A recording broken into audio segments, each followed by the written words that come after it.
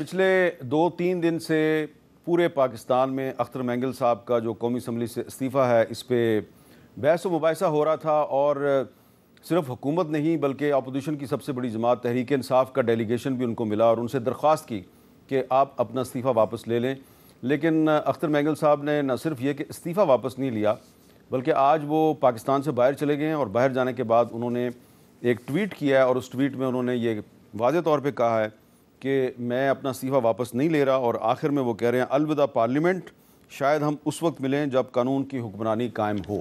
तो अख्तर मेंगल साहब तो पाकिस्तान से चले गए हैं और इस्तीफ़ा भी वापस नहीं ले रहे। लेकिन आज हुकूमत और अपोजिशन के नुमाइंदों की एक मीटिंग हुई है जिसमें कि स्पीकर अय्याज सादिक साहब भी मौजूद थे और उस मीटिंग में कुछ बलूचिस्तान के हवाले से बातचीत हुई है। उस पर हम हुकूमत के उस अहम नुमाइंदे से बात करेंगे जो उस मीटिंग में मौजूद थे। लेकिन आज हम गुफ्तगू का आगाज़ करेंगे पाकिस्तान तहरीक इंसाफ के जो मरकज़ी सेक्रेटरी इत्तलात हैं रऊफ़ हसन साहब, उनसे बात करेंगे। रऊफ़ साहब बहुत बहुत शुक्रिया। Thank you. देखिए, आज DGISPR जो हैं उन्होंने एक प्रेस कॉन्फ्रेंस की है और उस प्रेस कॉन्फ्रेंस में उन्होंने बहुत सी अहम बातें की हैं, लेकिन एक बात जो काफ़ी अहम है जो मैं आपको सुनवाना चाहता हूँ और फिर सवाल करना चाहता हूँ। पहले आप सुने उन्होंने क्या कहा है। पाकिस्तान आर्मी एक कौमी फौज है और इसका कोई सियासी एजेंडा नहीं है, ना ही ये किसी सियासी जमात की मुखालिफ है और ना ही तरफदार। फौज का हर हुकूमत के साथ पेशा वाराना और सरकारी ताल्लुक होता है जिसको आइन और कानून के कवायद ज़वाबित में मुनासिब तौर पर बयान किया गया है। अगर फौज में कोई शख्स अपने ज़ाती मफादात के हसूल के लिए काम करता है, किसी एक मखसूस सियासी एजेंडे को परवान चढ़ाता है, तो पाक फौज का खुद एहतसाबी का निज़ाम हरकत में आ जाता है। अच्छा रऊफ़ हसन साहब, DGISPR ने ये कहा है कि फ़ौज का कोई सियासी एजेंडा नहीं है, लेकिन आप और आपकी पार्टी के बहुत से लोग ये कहते हैं जी कि हमने अगर बातचीत करनी है, मुज़ाकरात करने हैं, डायलॉग करना है तो हम फ़ौज ही से करेंगे, इस्टेब्लिशमेंट से ही करेंगे। जब फ़ौज अब बार बार कह रही है हमारा कोई सियासी एजेंडा नहीं है, तो क्या ये इसरार करना कि हमने इन्हीं से बात करनी है उनको सियासत में घसीटने के मुतरादिफ नहीं है? थैंक यू हामिद साहब। ये हमारी अंडरस्टैंडिंग भी है और हमारी कन्विक्शन भी है कि जो सारी ताकत इस वक्त तक है वो फ़ौज के पास है, वो एक्सरसाइज करते हैं उस ताकत को, और उसकी बहुत सी मैनिफेस्टेशंस हैं जिनके मैं नहीं पढ़ना चाहूँगा because we don't want any further controversies. हुकूमत ने ताकत मुस्तार ली हुई है उनसे और वो उसकी बेसिस के ऊपर जो एडमिनिस्ट्रेटिव मैटर्स हैं मुल्क के वो चला रही है। अब ये कहना कि जी सियासत में उनका किसी किस्म का उनका कोई फेवरेट्स नहीं है, ये नहीं है, वो नहीं है, तो ये हक़ाइक़ के कॉन्ट्ररी है, जो ग्राउंड रियलिटीज़ हैं उनके कॉन्ट्ररी हैं। सबको पता है, हमें भी पता है, आपको भी पता है, बाकी सब लोगों को भी पता है कि क्या रोल है। हाँ, ये ज़रूर कह सकते हैं कि ये एक आइडियल है जिसकी तरफ अगर हम एक्चुअली बढ़ना शुरू करते हैं और महीने में, साल में, 2 साल में ये सिचुएशन जो है जिसको हम सब स्पाउस कर सकें, हम कहें जी कि हाँ इनका सियासत के साथ कोई अमल दखल नहीं है, तो वो पाकिस्तान के लिए बहुत अच्छा होगा, बहुत ठीक होगा और उसी तरफ हमें बढ़ना चाहिए। लेकिन अगर आप तहरीक इंसाफ अपने सियासी मामलात तय करने के लिए कहती है कि हमने फ़ौज ही से बातचीत करनी है, तो फिर फ़ौज की जो सियासत में मुदाखलत है उसका रास्ता मज़ीद हमवार होगा। ये एक परसेप्शन है, बिल्कुल आप भी उसको उसके बारे में बात करें, लेकिन हमारा मकसद उनको सियासत में ड्रैग नहीं करना बल्कि उनको कॉन्स्टिट्यूशन के अंदर रह के अपना रोल अदा करने से मुंसलिक है। देखिए, इनसे बात करने की जो हमारी ख्वाहिश है बिल्कुल मौजूद है। उसके साथ साथ हमने पॉलिटिकल पार्टीज़ के साथ भी बहुत रब्ता किया हुआ है। महमूद खान अचकज़ई साहब की एक ब्रेक थ्रू मीटिंग्स भी 1-2 हो चुकी हुई हैं वाया राना सनाउल्लाह साहब, नवाज शरीफ साहब के साथ उन्होंने भी स्टेटमेंट दी थी।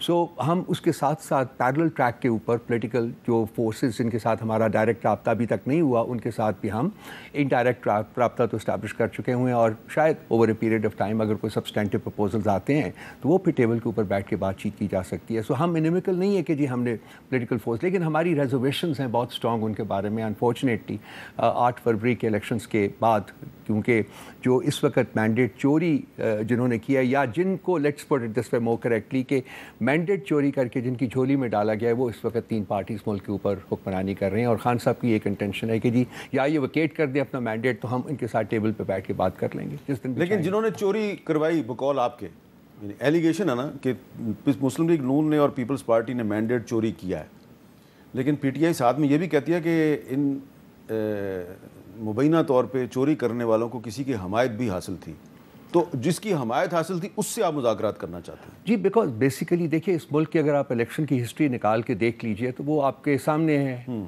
مداخلت تو ہوتی رہی ہے، کوارٹرز سے فوج کی طرف سے بھی مداخلت ہوئی ہے، اور کوئی اس بات کو ڈینائی نہیں کر سکتا کہ 4 ایسے مواقع آئے ہیں جب کہ فوج ڈائریکٹلی بھی انہوں نے انٹروین کر کے ٹیک اوور بھی کیا، ملک کو رول بھی کرتے رہے ہیں. وہ ایوب خان صاحب تھے، پھر اس کے بعد یحییٰ خان صاحب تھے، پھر ضیاء الحق صاحب تھے، اس کے بعد مشرف صاحب تھے. تو یہ ایک ٹریڈیشن رہی ہے ملک کی 1947 کے بعد سے ایک ٹریڈیشن رہی ہے، یا ڈائریکٹ انٹرونشن رہی ہے یا انڈائریکٹ انٹرونشن رہی ہے.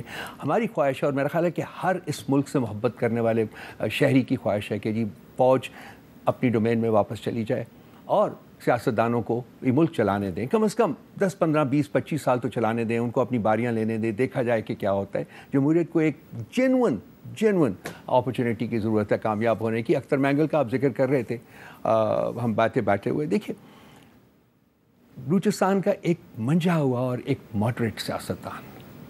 مجھے ذاتی طور کے اوپر کل میں ان سے 2 دفعہ ملا ہوں. پہلے ہم پی ٹی آئی کی ڈیلیگیشن کے ساتھ گئے ہیں، اس کے بعد شام کو ہم اپنے اتحادی جو ہیں ان کے ڈیلیگیشن کے ساتھ گئے ہیں.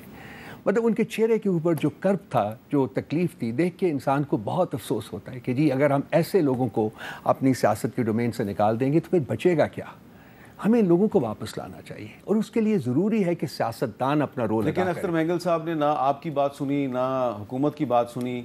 کیا وہ آپ دونوں کو ایک ہی جیسا سمجھتے ہیں؟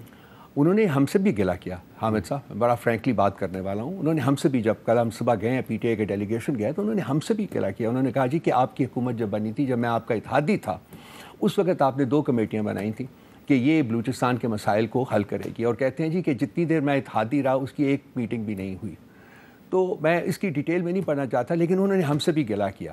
اور یہ جو ان کا فیصلہ ہے یہ ہم ایکسپیکٹ کر رہے تھے، کیونکہ ان کے چہرے سے درد پڑا جاتا تھا، وہ سامنے نظر آ رہا تھا. تو مطلب میں کہوں گا کہ جی پولیٹیکل جو پاکستان کی ایلیٹ ہے وہ پوری ایک تمام ایلیٹ کی حیثیت سے رسپانسبل ہے جو بلوچستان کی سچویشن بنی ہوئی ہے، اور جو پاکستان کے دوسرے حصوں میں بھی انفارچونیٹلی نظر آ رہا ہے کہ جی کچھ فشرز کریٹ ہو رہے ہیں، وہ نہیں ہونے چاہیے. اب یہ بتائیں کہ یہ جو بات ہو رہی ہے کہ جی عمران خان صاحب کے خلاف کچھ وعدہ معاف گواہ تیار ہو گئے ہیں، بلکہ کل تو قومی اسمبلی کے فلور آف دی ہاؤس پہ حنیف باسی صاحب نے کہہ دیا کہ ہم معافی مانگو ورنہ تو تیار ہو جائیں کہ ملٹری کورٹ میں آپ کا ٹرائل ہوگا. تو کوئی آپ کے پاس انفارمیشن ہے کہ کون وعدہ معاف گواہ تیار ہو گئے ہیں؟ پہلے تو میں کہوں گا کہ حنیف عباسی صاحب کو ایک پولیٹیشین کی حیثیت سے اس قسم کی سٹیٹمنٹس نہیں دینی چاہیے. ٹھیک ہے، میں صرف اتنا ہی کہوں گا اور نہیں کہوں گا، کیونکہ اگر ہم اس قسم کی سٹیٹمنٹس دیتے رہیں گے تو حالات اور دگرگوں ہوتے رہیں گے اور خراب ہوتے رہیں گے. لیکن ہماری جو انفارمیشن ہے اس سلسلے میں، وہ جو سوشل میڈیا اسپیکولیشن ہے وہاں بھی ہو رہا ہے. کچھ کچھ ان کے منسٹر صاحبان ہیں انہوں نے بھی شیئر کیا. وہ جو ایک آرمی جنرل ہیں ان کے بارے میں کہا جا رہا ہے کہ جی ان کی وساطت سے یہ کیس، ان کی وساطت سے یہ کیس آگے بڑھے گا. میری ذاتی رائے ہے کہ میرا نہیں خیال کہ ایسا ہوگا. یہ میری ذاتی رائے ہے، میرا نہیں خیال کہ ایسا ہوگا. اینڈ آئی ہوپ کہ یہ نہ ہو، کیونکہ اگر یہ ٹریڈیشن سیٹ ہو گئی، ایک بھٹو کو ابھی ہم اوور کم نہیں کر سکے ہیں سر، بے نظیر کو اوور کم نہیں کر سکے. یہ ملک اور شہادتوں کو سسٹین نہیں کر سکتا. یہ بہت کمزور ملک ہو چکا ہوا.